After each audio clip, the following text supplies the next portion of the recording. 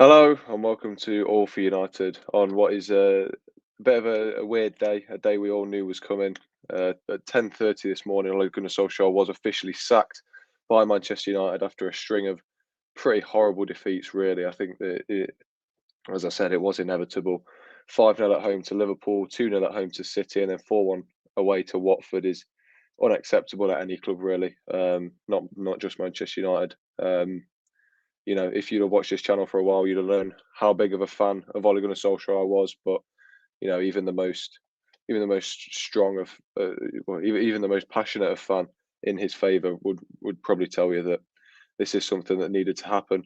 I'll go through the club statement and everything straight after this.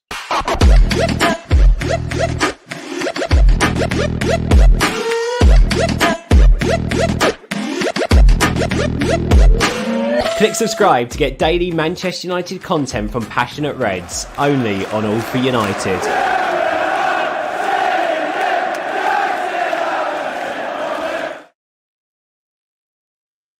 Here we have it. Today's the day. Some people have been wanting this for a couple of years now. Other people just a few weeks, but it is here. I'll go through some comments first. Brown Knight, what did I miss? Probably the biggest news of the year so far, I think, other than Ronaldo signing. I think the right question is what now? That is a very good question, and we will come straight into it. We've got good move now. We need Zidane. I probably agree with you. Logistically, going to be very hard, but he'd probably be my first choice given the time at the minute. John says it's a sad time. It really is. Wish Ollie all the best. He's tried his best, but sadly wasn't enough. Will forever be a legend, though. I completely agree with you there. He just wasn't the right fit. Unfortunately, he made it work. He tried to make it work as hard as he could. He got very close, but things just weren't meant to be. Clearly, I'll go through the club statement then. We do have a club statement. I'll bring it up like that. That's probably a bit better for you. So it reads: Manchester United announced that Ole Gunnar Solskjaer has left his role as manager. Ole will always be a legend at Manchester United, and it is with regret that we have reached this difficult decision. While the past few weeks have been disappointing, they should not obscure all the work that has been done over the past 3 years to rebuild the foundations for long-term success. Ole leaves with our sincerest thanks and for his tireless efforts as manager and our very best wishes for the future. His place in the club history will always be secure, not just for his story as a player, but as a great man and a manager who gave us many great moments. He will forever be welcome back at Old Trafford as part of the Manchester United family. Michael Carrick will now take charge of the team for the forthcoming games while the club looks to appoint an interim manager for the rest of the season. Very, very interesting statement there. Good to see it's been done on amicable terms. Obviously, Fabrizio Romano revealed yesterday that the club wanted to respect Ole with the decision. It has been done as sort of a split rather than a sacking, more of a mutual thing. But Brown Knight, of course, the club statement saying that we will bring in an interim. Let me know who you guys want as an interim as well. Obviously, Laurent Blanc's been banded around a lot this morning. Ragnick would obviously be probably perfect. He'd be ideal on an interim basis, but I think it's all a little bit of a fantasy right now. But let me know who you guys want as manager, as interim. But we'll dive into it. Michael Carrick, let me know what you think on him. The next couple of games will be under Carrick. I think that's probably the nightmare scenario for a lot of people. You're thinking Ole's a bit tactically naive. I can't really imagine Michael Carrick being much better. Obviously, there may be a little bit of a bounce like we saw when Ole first came in as interim. It all remains to be seen. But Michael Carrick and Darren Fletcher, two people who have never managed anything in their life, really. Carrick's first job coaching is at United. Obviously, Fletcher's had a bit more experience around other clubs, but still, we've never really managed a team. So, it does make you wonder what we're in for. Some massive games in the Champions League coming up as well that need to get sorted soon. Yeah, we can't leave it to chance with these games. There we go. I've been saved by the bell. We do have a guest coming in. Welcome, Ahmed. How you doing, mate? If it loads. I literally just woke up past. Yeah, me too, mate. Mate, I'm okay. I don't know what to tell you, honestly. Yesterday was a difficult day. both my teams lost. The teams I'm working on, I work for, commentated on, lost, and the one I cared about were beaten resoundingly. I'm struggling to feel anything remotely genuine right now because it's still very early. But yeah, I had to come to my garden to do this because of the fact that I need like to feel like what the atmosphere is outside today. It's very like I describe it as it is what I'm saying, a chilly feeling.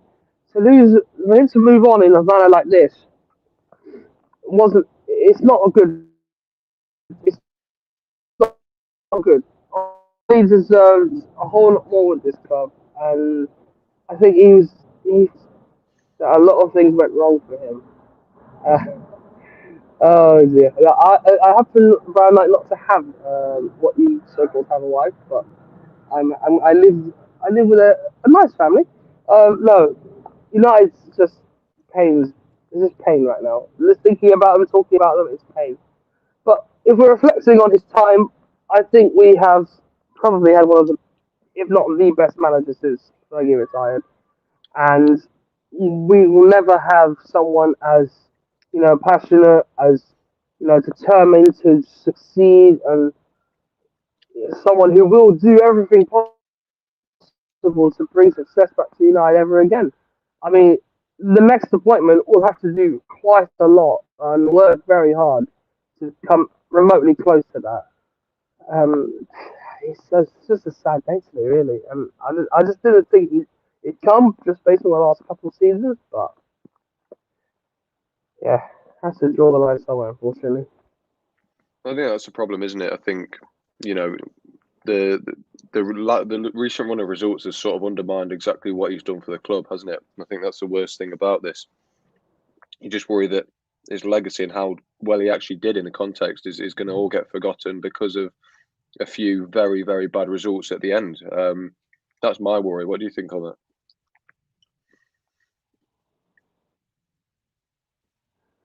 I do think what the last couple of months uh, have a big role into why it's come to this point because this year, really, I think the Glazers and Woodward's more or less stuck out for him and were desperate to get United up the table. I think they knew how much scrutiny and pressure is on them even right now. They had to back him in the summer because the fan outcry was clear that we were not happy with the way things were being run at the club and that we needed to sustain a consistent title push. The signings we made were a clear, almost, I think we're still missing that defensive midfielder, someone to actually play the role. Even with, if Oli is not manager anymore, you still need someone to sit there and do the dirty work for 90 minutes or 120 minutes at a time in the season. We don't have that player yet. And I feel if Oli had been given that, that player as well, we probably, I'm not going to say the definitive factors why he's been sacked, but we leave ourselves with a gaping hole in midfield and play the same 2, 3 players there every single game. If we're talking on the results base, on a results basis, I think he should probably, if I'm totally honest, should have gone after Liverpool. I think this is too late, in my opinion. We've got a game on Tuesday, which is again crucial to our season against Villarreal, which we have to win and cannot afford to, have any calamities or mistakes there because the risk is we may end up falling out of the Champions League if we do that. So the timing isn't right, and I think they should have much sooner than today. They should have gone much sooner than today. If it was after Liverpool, fully understandable because you then have at least what the remainder of that period pre-City and the 2 weeks of the international break to try and iron out one or two things on the interim. But they let it drag on and let the fan frustration grow and grow. And I mean, in the end, it manifests into what we have right now, which is a very difficult situation. A game on Tuesday night, which again, it's pivotal to our season. We've got Chelsea on the weekend. As hard a game as it gets in terms of this season, I think Man City showed us why they're certainly in the race for the league. But Chelsea have been relentless this season, and Tuchel, while he won't be overly surprised at the fact that we've sacked Ole and all that, he'll have respect for the fact that he's moved on. I don't think he's going to be perturbed by this. He'll keep thinking that we'll play this way regardless of who's in charge. And yeah, as far as the outcome is concerned, it's not the best one. And yeah, I'm at a loss for words, Jake. I really am. It's a hard day today. Yeah, I want to echo a thought you just raised there, especially about the timing of it, because I think it was probably fair enough after the Liverpool game to give him the Spurs and City games just to maybe see us through into the international period and give us some sort of continuity. But the real lack of understanding from my part is how we were embarrassed yet again by Manchester City, and yet they still his job was clearly very much on the line if he's gone straight after the Watford game. They sacked him within a matter of hours, clearly. So there's already the plans in place to do that. Why not just pull the plug over the international break? This is, in your mind, is this just clearly yet another signal that this board is completely inept at running a football club? I mean, it was inept when they agreed to join the Super League, in my opinion. But that's just one of, if not thousands on thousands of petty and stupid mistakes that they've made while running this club over 16 years. I truly think that this scattergun approach to appointing managers, other than Solskjaer, the last three coaches we've had have been in more ways than one not the best appointments. I understand why they've been worked for them because each of them were successful one way or another in their previous jobs. Look, at the time, Moyes made sense because Ferguson sees him as the next man to become the next big thing in management, and thinks maybe the time to give him the job is now because of what he did at Everton. Looks like he was out of depth, it didn't work. Van Gaal, I mean, we talked enough times about the boring football and the nature of how poor it was. Yes, he got us back into the Champions League, but when we were in it, it wasn't good enough. And to get eliminated by Liverpool in the Europa League after that as well, it wasn't good. That season alone wasn't good enough. Where's an FA Cup for his troubles? Which, sure, okay, yeah, in the end he gave us something, but it should have been more. And it's ironic because he promoted youth a bit like Solskjaer did recently in the 1920 season. Tried to promote from and within the academy when the signings weren't coming. And with Mourinho, it was we need to win now, and when we didn't win now, it's clear it was as obvious that it was obvious that the big trophies wouldn't come. Yeah, we won 3 in 2017, and it was a decent season, but we were outside the top 4, so we were mediocre in the league, and that's where your measuring stick is.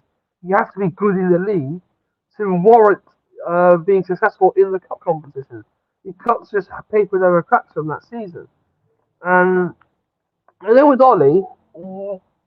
Really, I think it made sense at the time for him to be an interim manager, but he did so well that it brought, I think he himself.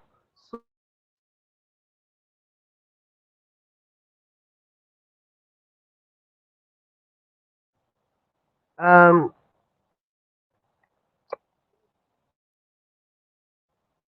with Ollie, I think we've seen outside of that Mourinho did win the Europa League, and that probably was the biggest trophy we've won since 2013. Outside of that, Ollie's brought the best talent back to Man United. But to answer the original question, the ineptitude of this ownership has been shown for years, and the decisions they make are just ridiculous. The lack of funding around the stadium. Oh, I think we lost him. I'll wait until he comes back. But yeah, I suppose I'll say my piece on what he was going on about then. I think the reason we love Ollie so much. I'll go on to that. Probably let me know, as I've said. Let me know what your favourite moment under Ollie was. We'll make this more of a light-hearted thing than a depressing episode. We'll sort of celebrate his time in charge more than anything. But yeah, let me know your favourite moment. We do have Ahmed back. I think I lost you there for a minute. Yeah, that's me connected to the house Wi-Fi, not going too well. So the 5G hopefully will be reliable. Let's hope Yeah, so. I was just saying that. I was just saying that. Yeah, the decisions that the owners have made are just bad. It's just bad in general from them. And why we haven't had, many people have interest in our club just to either take it over or bring some change to it. It's more the fact that we are such a huge company now on our business front. We make anyone who would buy this club money, no matter what. No matter what, because it's so well followed, it's so well travelled. It has a fan base like beyond the eye can see. I don't think there's a reason. I don't see any reason why someone else could have come in and in this time when the Glazers were in charge, or even when the 2010 and stuff went on with the Red Knights and all that.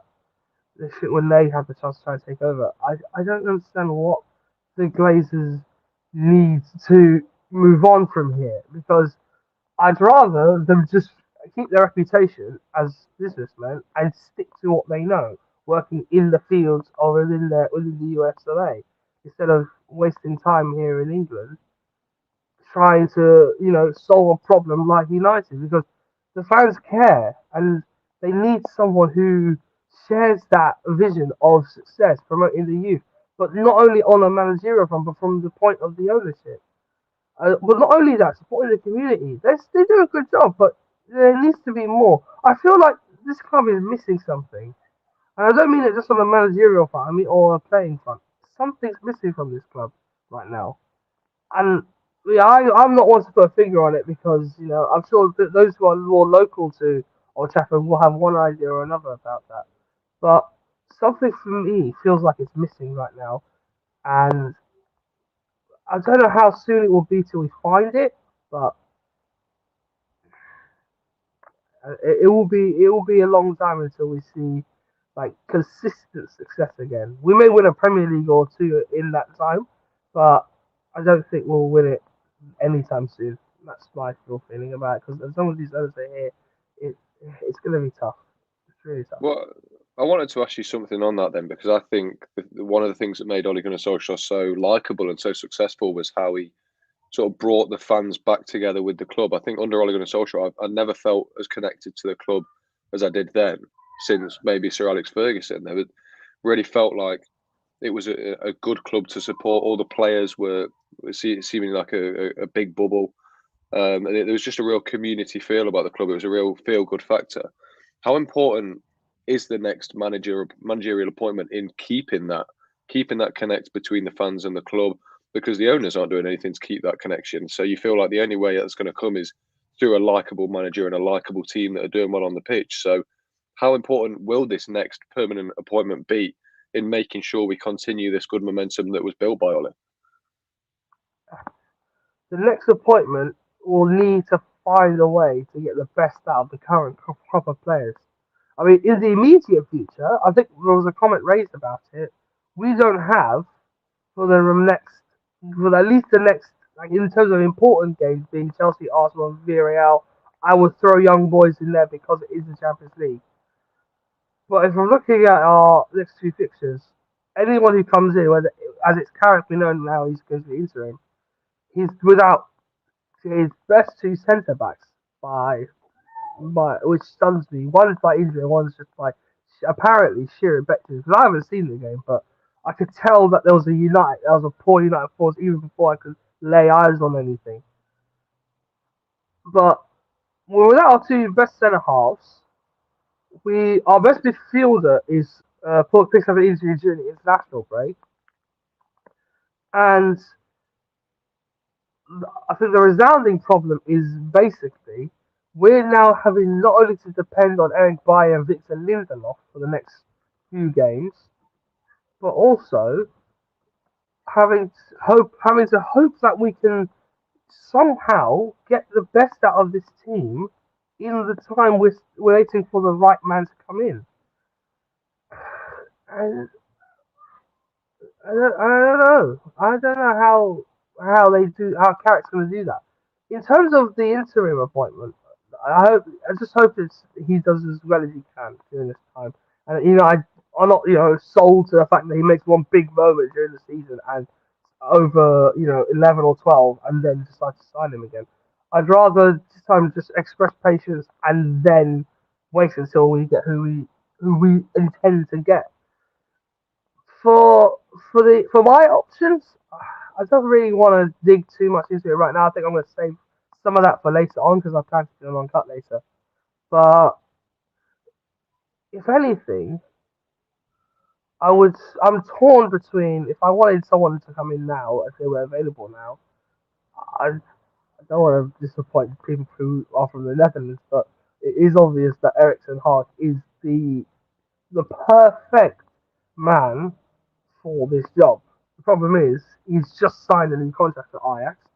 I don't know how Overmars and Van der Sar would feel if we approached Ajax in this way, especially having seen what we've done with Van der Beek. While Oli was manager, yes, he's been playing, but we're a club that he moved to directly from Ajax, his boyhood club, to where he is now.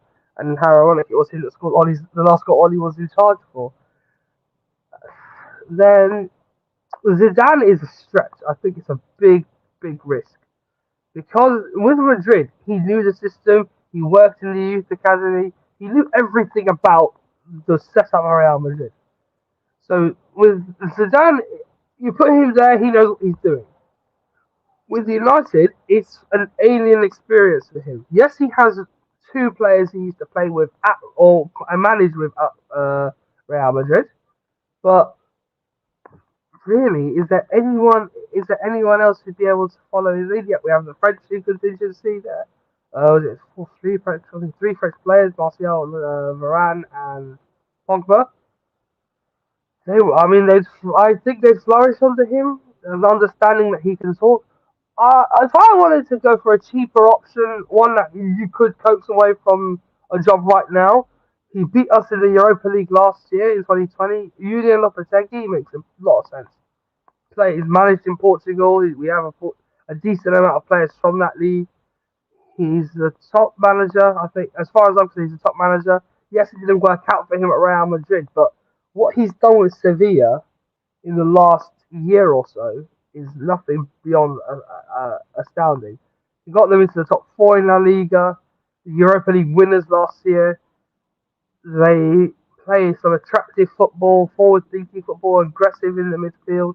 Even we have experienced players there, of course, that do that job of cleaning up the dirty work in the middle.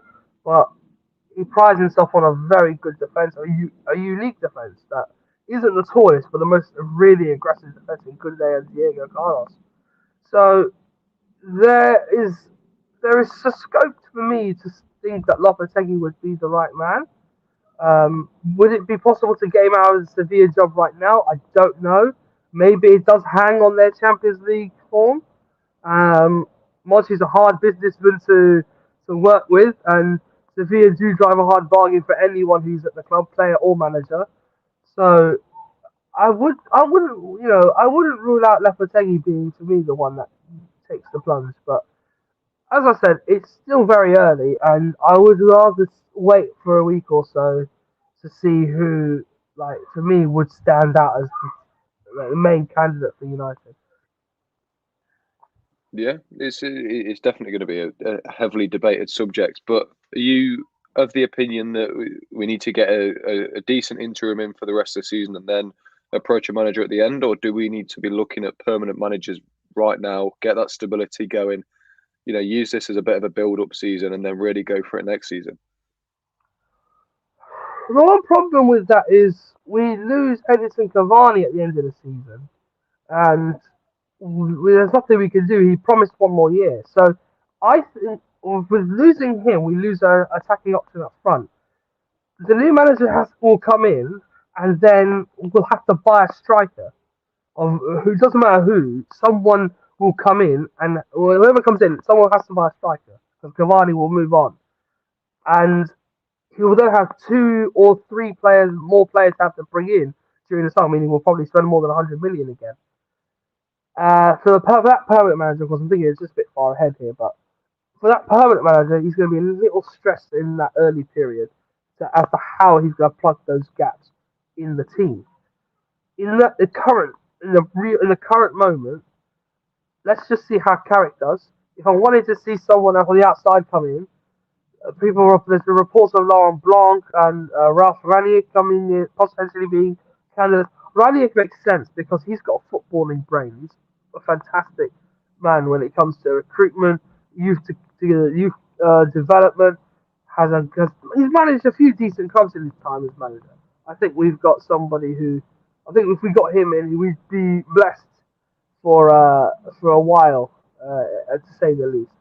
But in any case, like for me, as I've said, no matter who's in charge for the short term between now and May, and whatever is beyond that, it won't necessarily be an appointment that will phase me. I'll obviously support them. I can support anyone at the club, and I just hope that the decision to sack Ole has its rewards. I mean, it was a great risk to begin with, and it shows some promise in the time.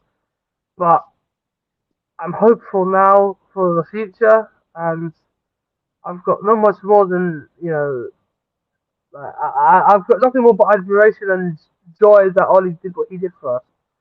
It's going to be very hard to see what United do from here, and I struggle to find the words for how today feels. It was my birthday yesterday, so that's even worse. That's the worst feeling as well. At least they avoided that then. Karthik, nice of you to join us, mate. Feels weird that I'm asking you questions for once, but here we are. Weird circumstances all round, but yeah, what are your thoughts? Is it on this probably the weirdest day we've had all season? Yeah, I mean, sorry, I've just woken up, so I just thought I'd jump on. I didn't come on last night's show because I thought it would have been just loads of opinion, loads of reaction, and I thought I'm going to keep away from that for now. Today's a bit more calm because I think we all saw the statement coming, so a lot of the reactions, I mean, from what I've seen, have been a bit more level-headed, which I like. And I think the statement was respectful. I think it was well written, and the decision was the right one. And I think the right decision to give Carrick the job until we can find an interim. The fact that they've specified that is good. So there's a clear progression. Whereas when Ole first came in, it was a case of he's going to take over until the end of the season, and then we just gave him the job because he earned it.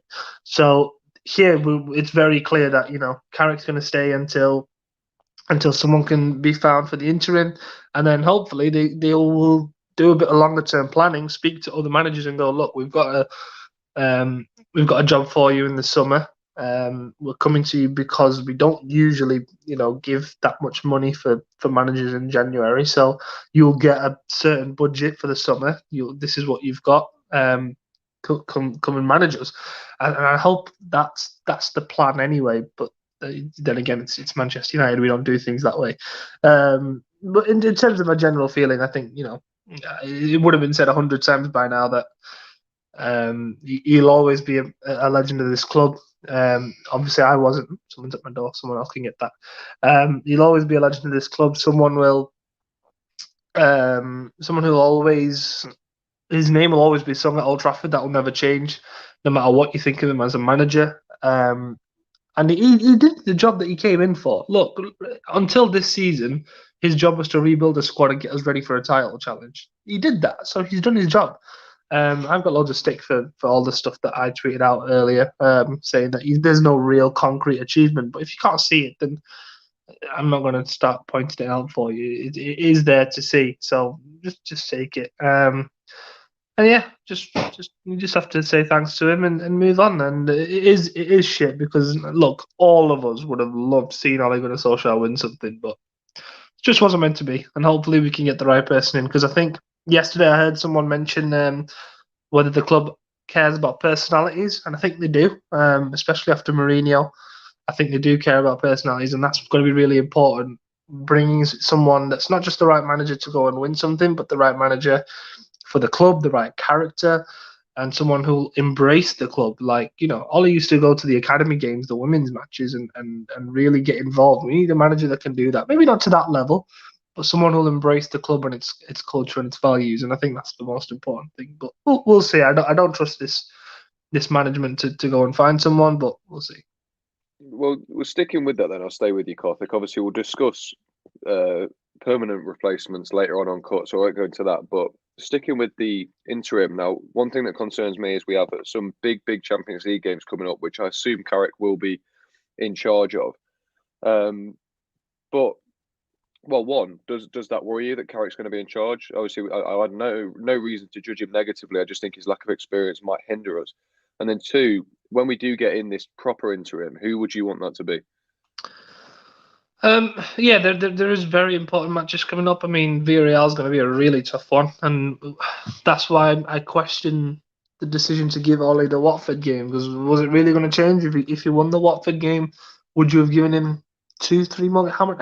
We were on a game-to-game basis, so you should have done something in the international break. Because now you've sacked a manager with 3 days before our important Champions League fixture. So yes, it has left us in a little bit of a sticky situation, because obviously Carrick, while people might not think that he's a very good coach, I've not been in a training session with him, so I couldn't tell you. But his lack of experience is worrying. He's got Kieran McKenna with him, I think, so he should be all right, I think, for now. But it's not a long-term thing, which is why they're going out to find an interim. So I personally think Carrick will be in charge for the 3 games: the Villarreal, the Arsenal, the Chelsea, the Arsenal. I think those will be his 3, and then the board will try and get someone in for the game after that, the Crystal Palace game, I think it is. Whether we do well or not in those games, I don't think it personally matters. I think at this point, the season's almost a write-off anyway. It's just a case of, I think the Villarreal one matters more than the league fixtures. I think you've just got to try and win that game, and that way the next manager coming in's got at least a Champions League knockout to start working with. I think that's the important one. Whether we get something out of that, I don't know. I think personally we can go there and get a draw and it'll be fine, especially considering the situation. In terms of who I want as the interim, it could be anyone. I mean, I've heard Laurent Blanc. I wouldn't be against that, to be honest. If it was just till the end of the season, a bit of experience. I know he's not been in the job for a while now, but it's just a bit of experience. Get him in, get us over the line. Ralf Rangnick would be my pick. I wouldn't mind him as a permanent manager, to be honest, but he's more of a director of football kind of guy now, and I don't know whether he'd enjoy coming in and just doing a job for a few months and then leaving it and not having that level of control. So I don't think he'd be coming in. The talk of Lopetegui is a bit strange. I don't personally think he's a great fit for us. I mean, he is the only other point of reference would be that Real Madrid stint that he had, and that wasn't great. So you're running out of options almost, and it's a bit of a worrying sign, because I'd rather us just go and buy out someone's contracts and make them permanent, but this management will never do that. So it is a bit worrying. I think more than likely we will see a case of someone like a Laurent Blanc come in and do the job, but whether he should is another question. Obviously, yeah, as you mentioned, we'll talk about permanent managers later on Cut. That'll be 10 o'clock. Make sure you tune in. But yeah, I don't know who I'd want, but I think it would be Laurent Blanc. Fair enough. I think Rangnick, in everyone's eyes, is this ideal stopgap, at least, maybe even permanent. But I worry that we probably don't have the squad for Rangnick. He's been described as the godfather of pressing, and you've seen how woeful some of our players are at pressing. It just on an interim basis, that just makes me worry, because he hasn't got time to convert those players. But it's all things to consider. It's all things we'll discuss later. I'll wrap it up shortly. But one final concern I had that I want your guys' opinion on is, obviously we're expecting some sort of not new manager bounce, but some sort of bounce following the sacking in the next couple of games. the thing that worries me is we saw with Fernandes yesterday and his actions. I don't think Ole did lose the dressing room. I think these players were still genuinely behind him. So it's not like they're now going to get themselves up and going more because this manager they didn't like is gone. Like we saw under Mourinho when Solskjaer first came in. They hated Mourinho. They were buoyed on by the excitement of having a new manager. I don't think we'll get that same sort of success because they still genuinely loved him by the looks of it. What are your thoughts on that, Ahmed? I'd say on that one, Ollie, for me, it was as clear there was a gesture that Bruno made yesterday that he had those players, Ollie. He had those players, but there was just a point where it snapped. With these players now, I would say yes, they threw him under the bus. Whether they recover from this, they owe us as fans. They owe us big time for this form that we're on. They owe us big time. It has to be a dramatic change now, and it doesn't matter how long Carrick's in charge for. Their job is to get us back on the right track as soon as possible. That starts on Tuesday because the Champions League is now almost our only real hope outside of the FA Cup at success this season, and we've got little to no time to really think about what's the future with Ollie and all that kind of stuff, because we've only got today and tomorrow, and then we have a 5:45 I think it is kickoff, so there's literally almost no time. We've just got this period to think between now and then. What can United do to beat Villarreal, and can they get into the last 16 of the Champions League? It is pretty much all our eggs are in that basket now, and they owe us, those players, big time. They owe us. They have to perform on Tuesday night, and there can't be any of that nonsense we had in the first game either, where we let them dominate us in the first 30 or so minutes, and then they score early in the second half. It'll be away from home as well, which is all the more difficult. The prerogative for them is they have to perform on Tuesday, and then we still see how Chelsea goes, how Arsenal goes, then Palace and the young boys. I think those 5 games now are just a key period for us is how we react to this decision that's been made and what United do on a playing front. Because there's focal points in this team that have not shown their teeth recently. Other than Spurs, when we played very well, that's the only high period we had in this tough time we had recently. I don't know how we can recover from that. I don't know how we could recover from that. So on Tuesday, they owe us. As fans, they owe us big time. These performances have been poor from them. If they had a chance to try and make up for it, they'd go out and beat Villarreal on Tuesday. Simple as that.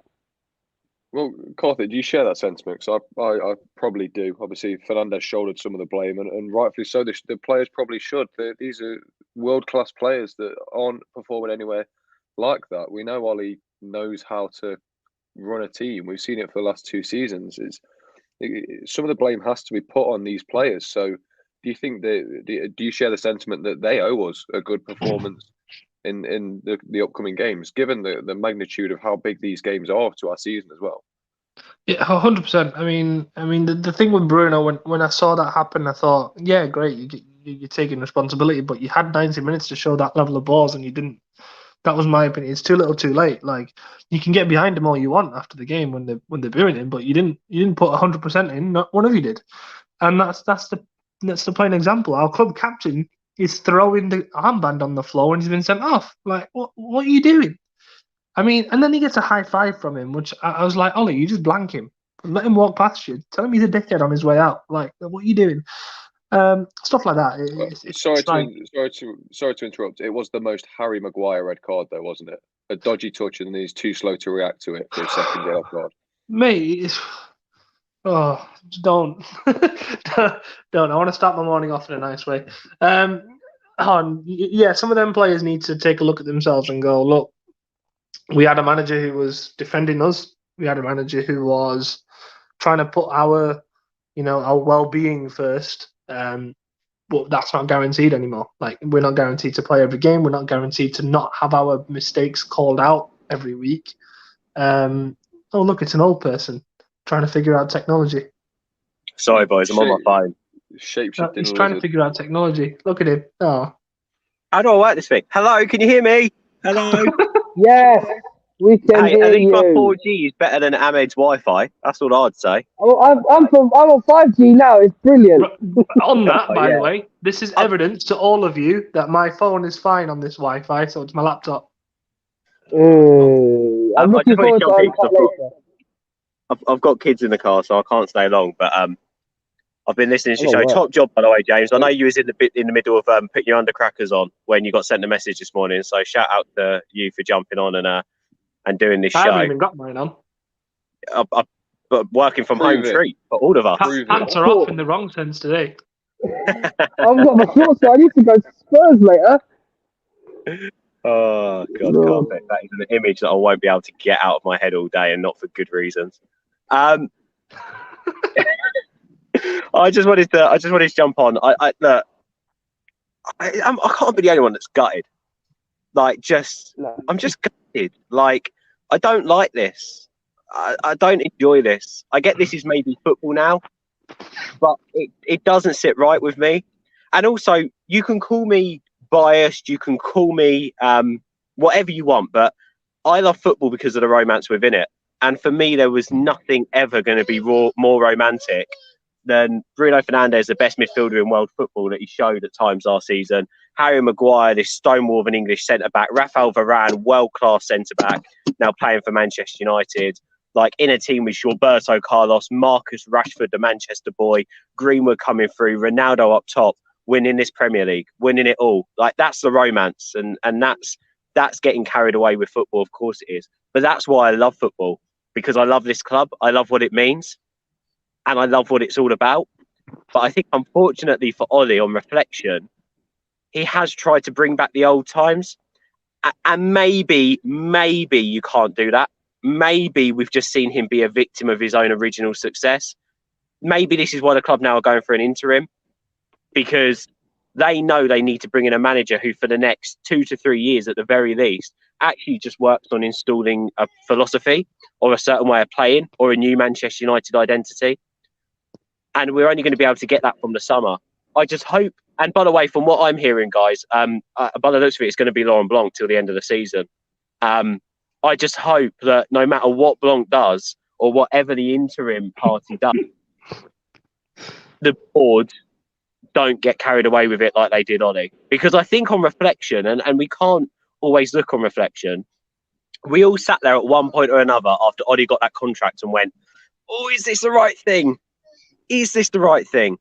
I personally think that Ole Gunnar Solskjaer is the best assistant manager we've never had.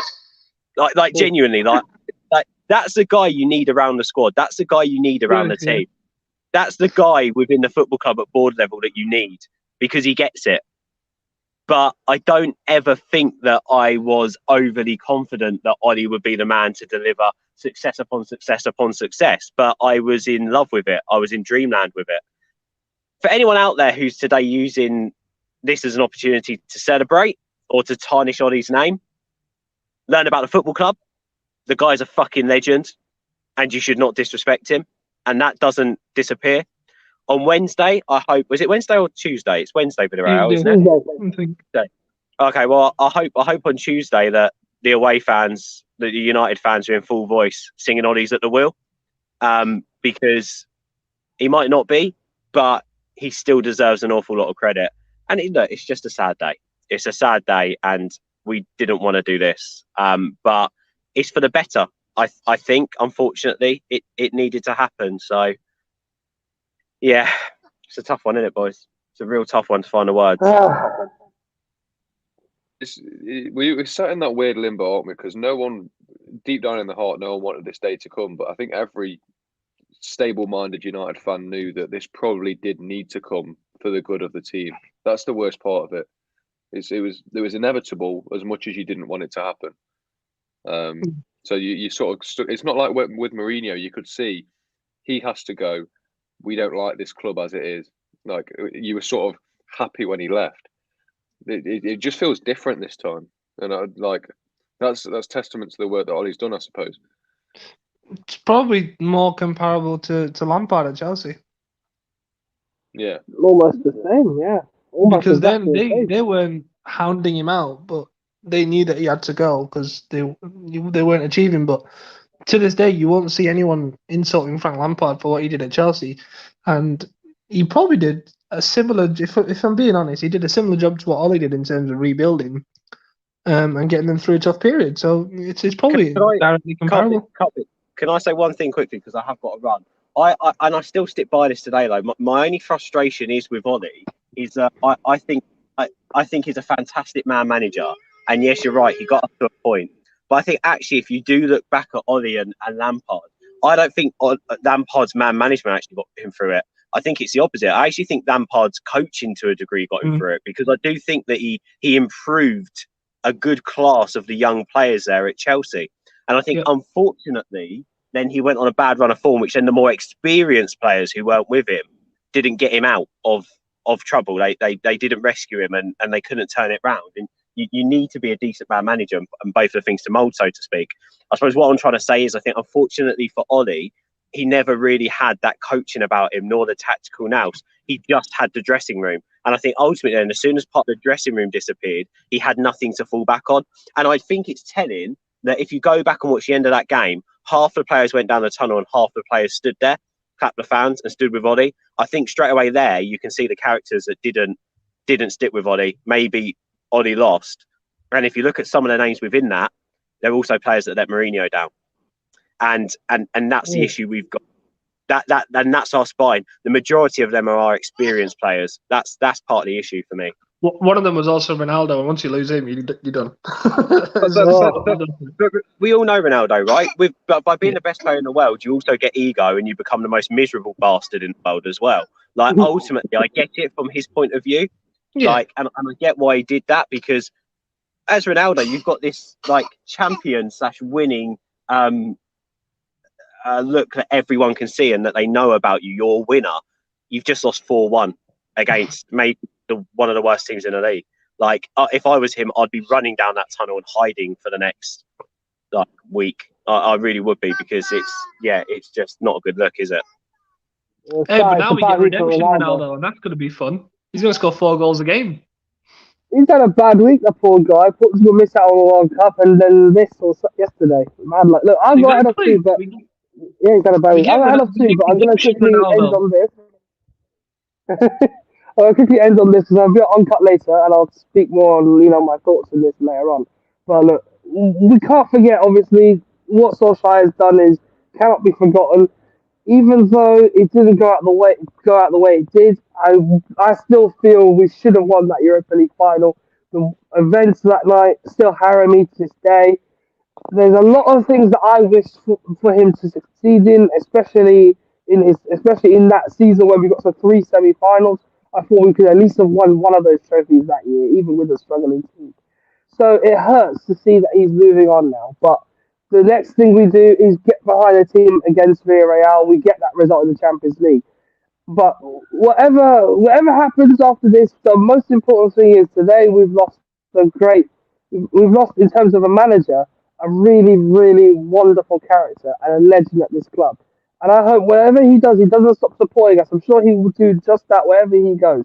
But I think today will be a day which I hope will not only be the sad ending, but hopefully the beginning of something good and breeds more than just victories against City and Liverpool. As nice as it is, we need something soon, boys.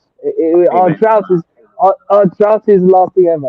I'll leave you guys to it. I'll see you all on Uncut, okay? Yeah, amen to that. Can I also say one other thing that I hope that comes out of this too is that the fan base starts to unite a little bit more and get behind the team now, because Ole Out really did become some sort of social cult and everyone sort of lost their minds a bit. You can see like certain YouTube channels that would never usually hit on stuff like this, focusing all their content around it. It's like, that's not what you do. That's not what you do best. I mean, I hope that we've stuck to who we are throughout this whole process and kept our dignity, but other channels really didn't, because they wanted to follow the majority and the cult and maybe not the overall consensus. Even just listening to Benny last night gives you a little bit of an insight behind what those travelling away fans, how they felt. you know, and that's very different to what you see on social media. So just like the one good thing to come out of this is that for the next 7 or 8 months, you know, until the season's over, it's not even that, is it? About 6. We all can get behind the team now and have one movement, and that movement is just to hope that we can save our season. Because we need to, don't we? Anyway, we'll I'll send you a message because we need to talk about Uncut and what we do tonight. So I'll send you a voice note. But yeah, I've got a dash, boys, but really sad times. And James, go put some undercrackers on, man. You deserve it. Yeah, I've got some scrambled eggs waiting for me downstairs, so I'm just gonna gradually tail this show off. Didn't you say that you would? Didn't you say that you'd come and do this until your missus had ironed your underwear? Did she really iron your underwear? It's a bit of an odd job. I can't comment on that. Go on, mate. Wrap it up. Go and enjoy your eggs and toast. Oh well, thank you very much for joining me, Ben. Appreciate it. No worries, mate. Thank you for doing this. Yeah, I'll quickly bring Karthik in for this exotic exit. But yeah, thank you everyone for watching.